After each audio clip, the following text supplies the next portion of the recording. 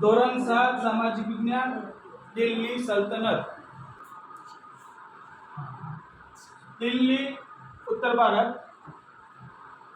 સલ્તનત યુગનો સમય જ્યાં વાદળી રંગ દેખાય છે ને ત્યાં કોણ રાજ્ય હતું તો દિલ્હી સલ્તનત યુગનું। સલ્તનતના જે સુલતાનો આવેલા એ અહીં પોતાનું સામ્રાજ્ય વસાવ્યું। ઈસવીસન 1206 થી ઈસવીસન 1526 સુધી સલ્તનત યુગનો સમય ગણી શકાય। જે સલ્તનતો આવ્યા એ ક્યાંના હતા? અફઘાન અને તુર્કીના શાસકો હતા। દિલ્હી સલ્તનત યુગના જે શાસકો આવ્યા એમના વંશજો યાદ રાખવું હોય તો આપણે એક સૂત્ર હતું। કયું સૂત્ર હતું? ગુલામ ખીલે તો સૂંઘ લેના। ગુ ઉપરથી શું બનશે? ગુલામ વંશ। ખી ઉપરથી ખલજી વંશ। તો ઉપરથી તુગલક વંશ। આ સુ ઉપરથી સૈયદ વંશ। અને લે ઉપરથી લોધી વંશ। આ પાંચ વંશો એ જે સલ્તનતનો જે સમયગાળો બનાવે એની ચર્ચા કરવાની છે આપણે।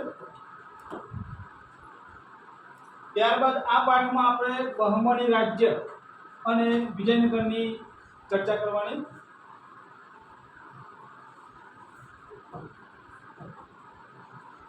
સિહાબુદ્દીન ગોરી અને આ છે પૃથ્વીરાજ ચૌહાણ। હરિયાણા ત્યાં તરાઈનું એક મેદાન આવેલું છે। તો ઈસવીસન 1192 માં તરાઈના યુદ્ધમાં સિહાબુદ્દીન ગોરીએ પૃથ્વીરાજ ચૌહાણની સામે વિજય મેળવી દિલ્હી સલ્તનતની સત્તાનો પાયો નાખ્યો। કોને હાર આપી? સિહાબુદ્દીનએ પૃથ્વીરાજ ચૌહાણને હાર આપી અને ત્યારબાદ આપણા ભારતમાં સલ્તનત યુગનો સમય ચાલુ થયો। સૌપ્રથમ જે કઈ વંશ હતો કયો હતો? ગુલામ વંશ। ગુલામ વંશનો પ્રથમ સુલતાન કુતબુદ્દીન ઐબક। દિલ્હી સલ્તનતનો પ્રથમ સુલતાન ગુલામ કુતબુદ્દીન ઐબક હતો। હવે ગુલામ વંશમાં શું હતું? એકબીજાને લોકો શું કરતા હતા? ગુલામ બનાવતા હતા। ગુલામ એટલે ખબર ને?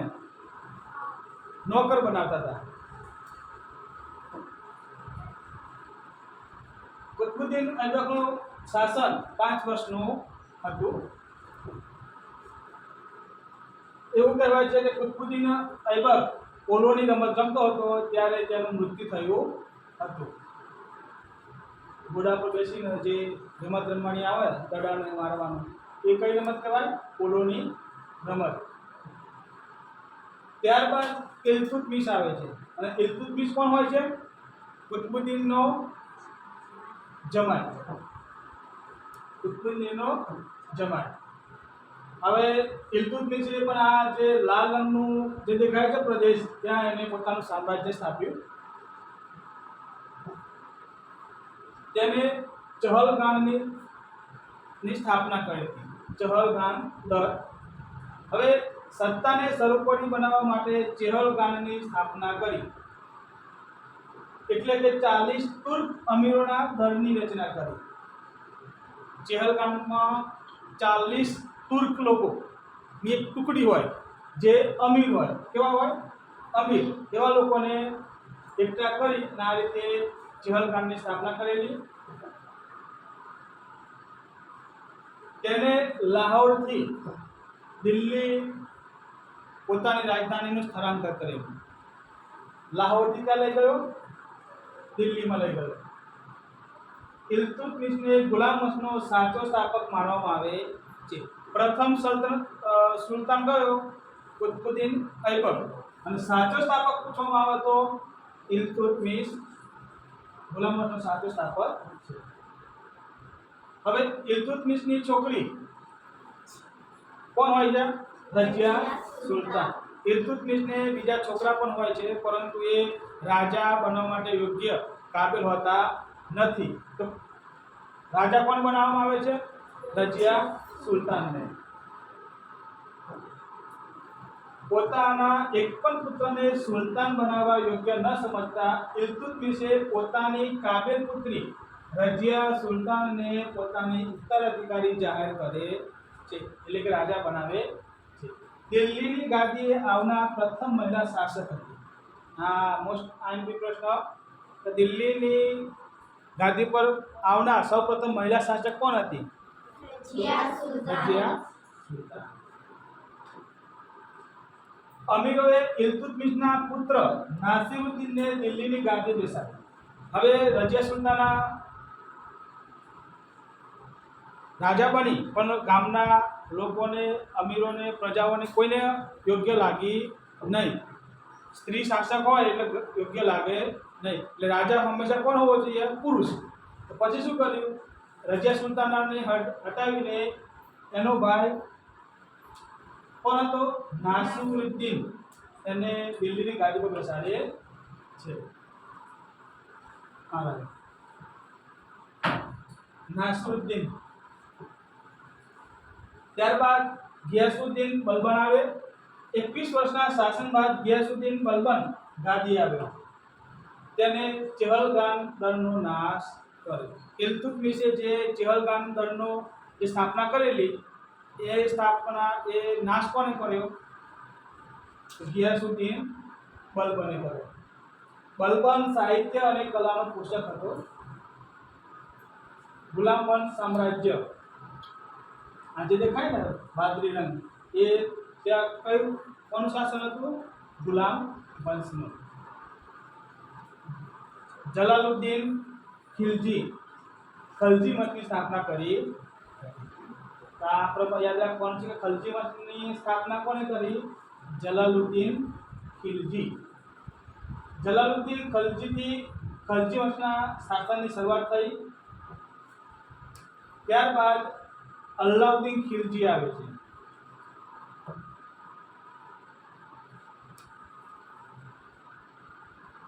અલ્લાઉદ્દીન ખિલજીએ પણ ઉત્તર ભારત, ગુજરાત અને દક્ષિણ ભારતમાં પોતાનું સામ્રાજ્ય સ્થાપે છે. 6 વર્ષના શાસનના અંત બાદ અલ્લાઉદ્દીન ખિલજી આવ્યો. અલ્લાઉદ્દીન ખિલજીએ જે કંઈ સુધારા કર્યા એ આ પ્રમાણે હતા. કાયમી સૈનિકો માટે ચહેરા પ્રથા, દાગ પદ્ધતિ, દિલ્હીમાં સ્થાયી સેનાની શરૂઆત કરી.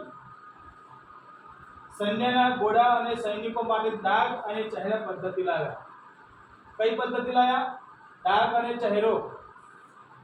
એક વિશિષ્ટ ઓળખ આપી કે મારા સામ્રાજ્યના સૈનિકો અને ઘોડાઓ ઓળખાઈ જાય તે માટે ખાસ શું આપ્યું? એક દાગ એટલે નિશાની આપી અને એક ચહેરો બનાવડાવ્યો કે જેનાથી ઓળખી શકાય કે આ સૈનિકો કે આ દાગવાળા ઘોડા મારા છે. પછી બીજા સુધારા કર્યા. ભાવ નિયમન, અનાજ ભાવ નિયંત્રિત કર્યા. બજાર નિયંત્રિત કર્યું. સંગ્રહખોરી, અનાજનો જરૂર પ્રમાણે જ ઉપયોગ કરવો અને વધારે પડતું સંગ્રહ કરવો નહીં, અને કહેવાય સંગ્રહખોરી. ભાવ નિયમન, બજાર નિયંત્રણ, સંગ્રહખોરી નિયમન જેવા વહીવટી સુધારા કર્યા. પરીક્ષામાં પૂછાય કે અલ્લાઉદ્દીન ખિલજીએ કયા કયા સુધારા કરેલા? તો આ આવશે. બરાબર. અલ્લાઉદ્દીનનું સામ્રાજ્ય.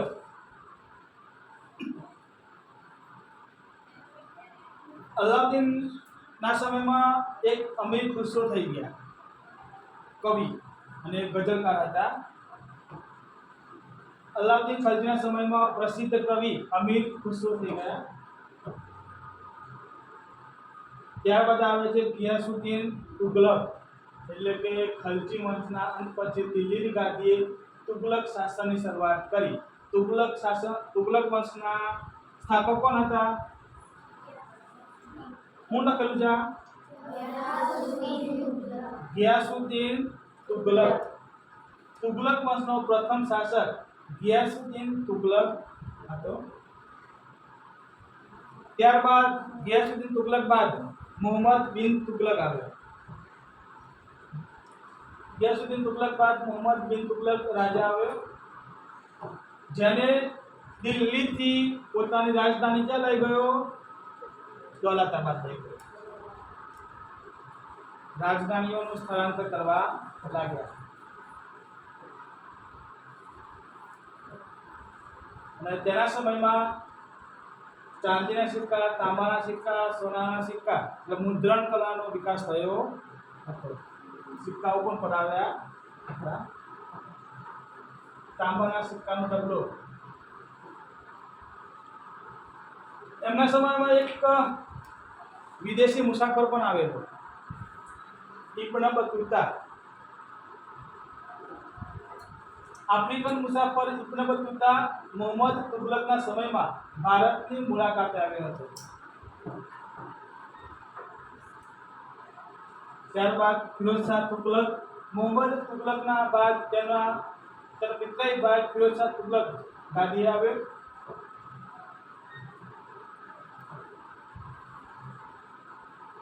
ફિરોઝશાહ બાદ તૈમૂર લંગે દિલ્હી પર આક્રમણ કર્યું.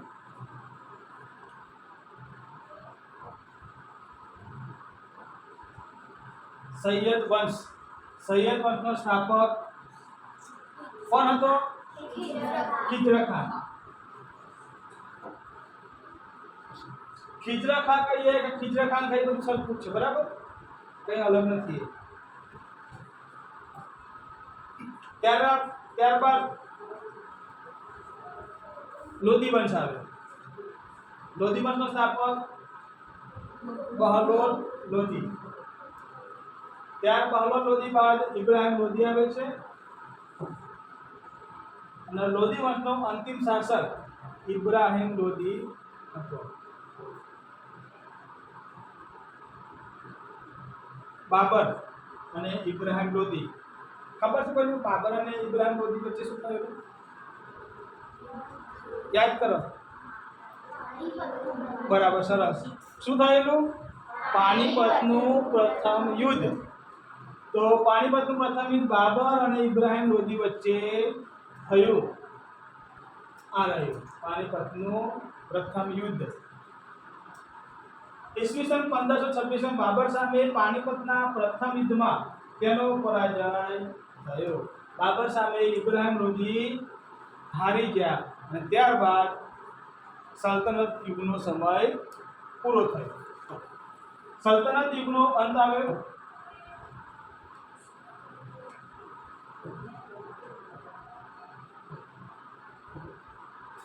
હવે દિલ્હી સલ્તનત આપણા જે એ લોકો સલ્તનત તો આવે હતા, એમની રાજ્ય વ્યવસ્થા કેવી હતી એની વાત છે, બરાબર. તો રાજ્ય વ્યવસ્થા 3 ભાગમાં વહેંચાયેલી હતી: કેન્દ્રીય, પ્રાંતિક અને સ્થાનિક. એમાં મુખ્ય કેન્દ્રમાં કોણ હતો? સુલતાન. જે પ્રદેશનો જે રાજા હોય એ કેન્દ્રમાં હતો અને એ સર્વોચ્ચ સેનાપતિ પણ કહેવાતો, કારોબારીનો સર્વોચ્ચ વડો પણ કહેવાતો, સર્વોપરી ન્યાયાધીશ પણ કહેવાતો હતો.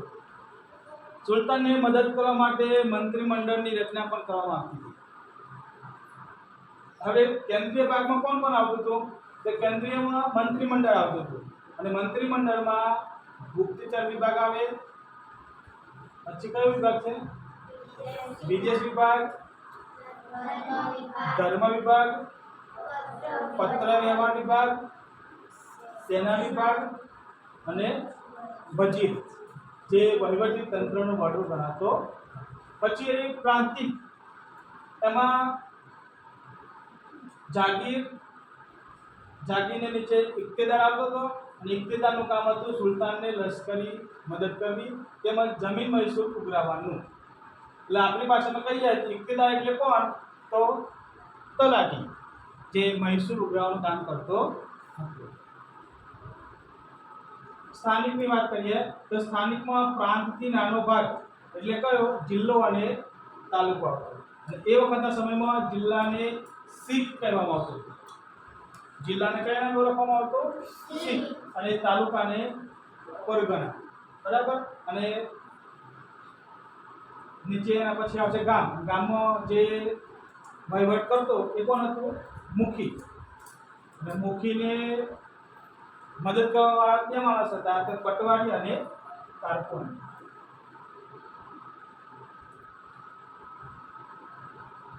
સલ્તનત યુગના સમયમાં જે રાજાઓએ જે કંઈ બનાવ્યા સ્થાપત્ય એની વાત કરીએ તો કુતુબુદ્દીને શું બનાવેલું? કુતુબ મિનાર આ રહ્યું. બરાબર ને? એના જેવું જ છે ને આપણે બનાવેલું. તેનો જમાઈ ઇલ્તુત્મિશ. કુવત ઉલ ઇસ્લામ મસ્જિદ. બરાબર. ढाई दिन का झोपड़ा प्रश्न पूछाया तो हमारा ढाई दिन का झोपड़ा શું કહેવાય? શું કહેવાય? મસ્જિદ. અને તે ક્યાં આવેલી છે?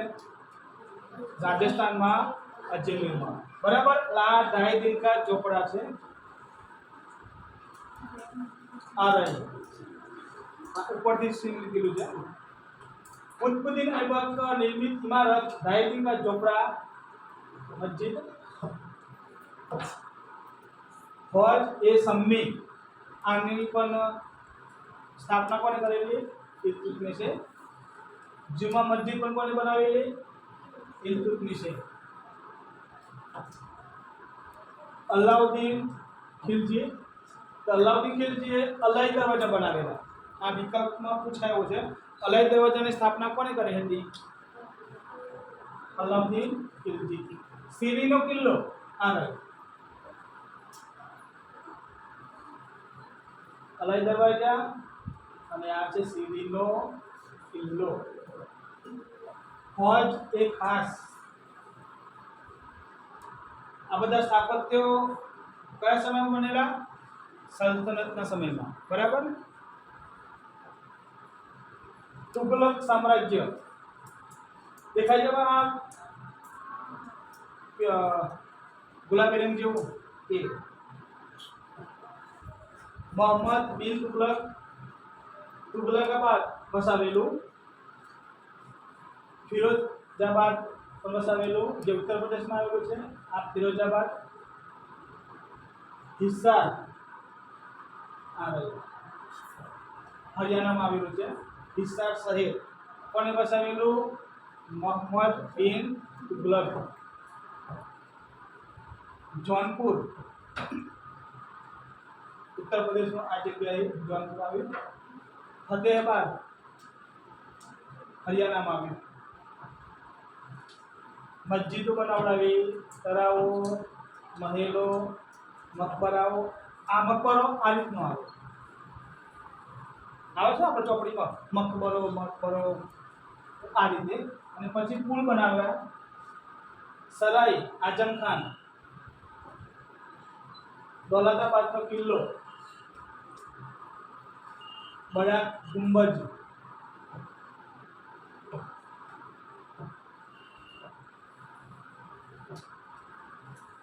कुंदे खानનો ગુંબજ. મોઠની મસ્જિદ. સિહાબુદ્દીનનો મકબરો. હવે વિજયનગર સામ્રાજ્યની વાત કરીએ. દક્ષિણ ભારતમાં આવ્યું વિજયનગર. હવે તૈમુર લંગે આપણા સલ્તનત શાસકો પર જ્યારે ચડાઈ કરી ત્યારબાદ મેવાડ, મારવા, જૌનપુર, બંગાળ, બહમની અને વિજયનગર આટલા રાજ્યો સ્વતંત્ર થયા હતા.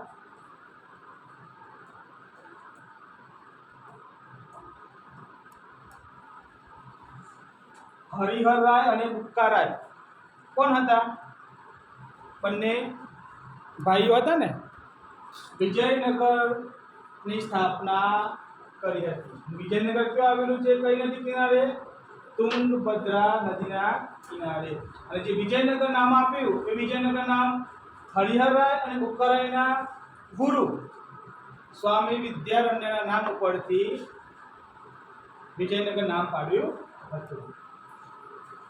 હરિહર રાય અને બુક્કા રાય નામના બે ભાઈઓએ તુંગભદ્રા નદીના કિનારે પોતાના રાજ્યની રાજધાની બનાવી વિજયનગર સામ્રાજ્યનો પાયો નાખ્યો. આ નગર તેમના ગુરુ સ્વામી વિદ્યારણ્યના નામ પરથી વિદ્યાનગર તરીકે ઓળખાયું હતું. વિજયનગર સામ્રાજ્યના વંશો કયા કયા હતા? વિજયનગર સામ્રાજ્યના વંશો કયા કયા?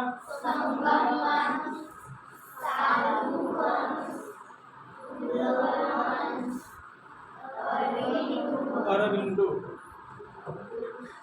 આ કૃષ્ણદેવરાય.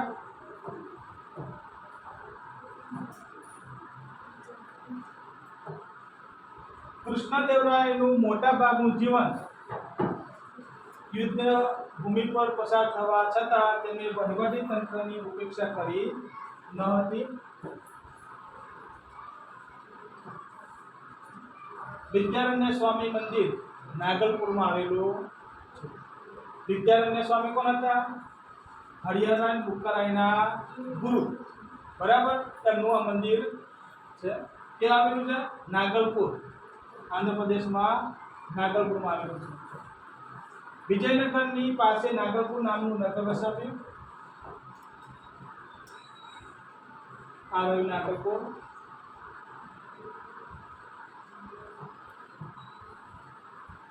કૃષ્ણદેવરાયની વાત કરીએ તો તેમને રાજ્યમાં કયા કયા સુધારા કર્યા, શું બનાવ્યું?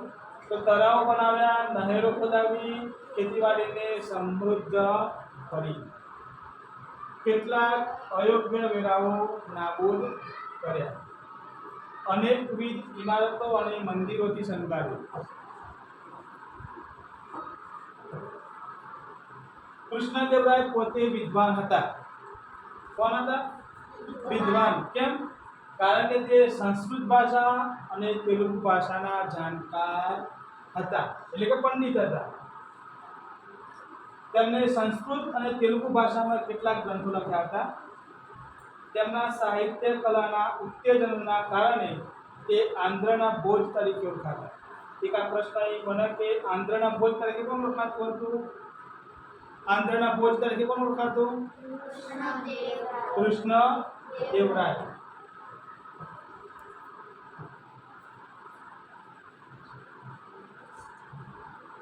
ત્રેવીસમી જાન્યુઆરી 1565ના તાલીકોટાના યુદ્ધમાં મુસ્લિમ રાજ્યોના બનેલા સંઘની સામે વિજયનગરનો પરાજય થયો. વિજયનગર સામ્રાજ્યનો પરાજય ક્યારે થયો?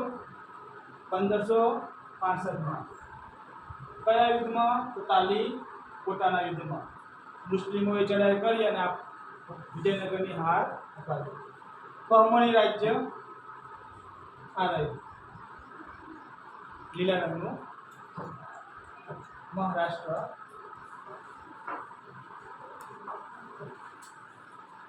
દખ્ખણમાં જફર ખાને, આ જફર ખાન કોણ હતો? જફર ખાને બહમણી રાજ્યની સ્થાપના કરી હતી. બહમણી રાજ્યની સ્થાપના કોને કરી હતી? જફર ખાને. અને જફર ખાન જ્યારે દખ્ખણમાં આવ્યો ત્યારે પોતાનું કયું નામ ધારણ કર્યું? બહમન શાહ નામ ધારણ કર્યું. કયું નામ? બહમન શાહ. મૂળ નામ કયું હતું? જફર ખાન. અહમદ શાહ અને મુહમ્મદ શાહ ત્રીજાનું શાસન નોંધપાત્ર હતું. મોહમ્મદ શાહ ત્રીજો. અહમદ શાહે ગુલમાર્ગથી રાજધાની બીડર ખસેડી હતી. મહમૂદ ગવા, મોહમ્મદ શાહ ત્રીજાનો વજીર મહમૂદ ગવા હતો. ત્યારબાદ મોહમ્મદ શાહ બહમની બીજાના સમયમાં રાજ્યની તમામ સત્તા તેના વજીર કાસિમ બરીદના હાથમાં આવી. તેના સમયમાં જ બહમની સામ્રાજ્યનો અંત આવ્યો.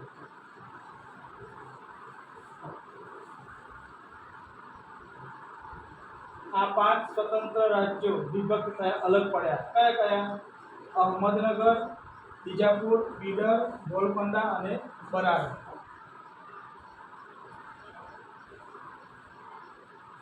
દિલ્હી સલ્તનત શાસનની સ્થાપના ઈસવીસન 1206માં કુતુબુદ્દીન ઐબક દ્વારા થઈ અને 320 વર્ષ પછી ઈસવીસન 1526માં ઇબ્રાહિમ લોધીના શાસનના અંત સાથે તેનો અસ્ત થયો.